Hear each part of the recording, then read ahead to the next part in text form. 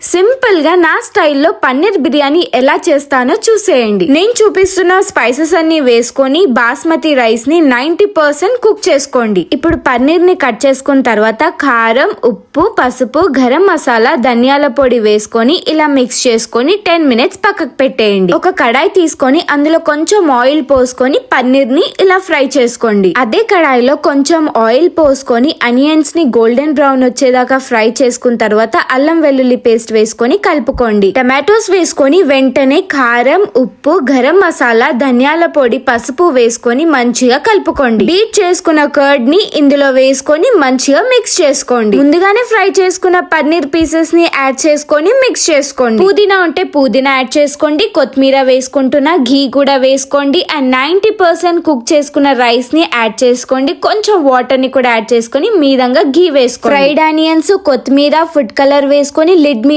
ఇలా బరువు పెట్టుకొని ఒక 10 to 15 మినిట్స్ కుక్ చేసుకోండి. చూస్తేనే చాలా యమ్మీగా ఉంది కదా. ఇంకా పన్నీర్ బిర్యానీ అయితే రెడీ అయిపోయింది. ఫస్ట్ టైం చేసా, చాలా బాగుంది టేస్ట్. మీరు కూడా ట్రై చేసి నాకు కమెంట్ చేయండి. ఇంకా వెజ్ లో ఏం రెసిపీస్ కావాలో కమెంట్ చేయండి. Bye bye.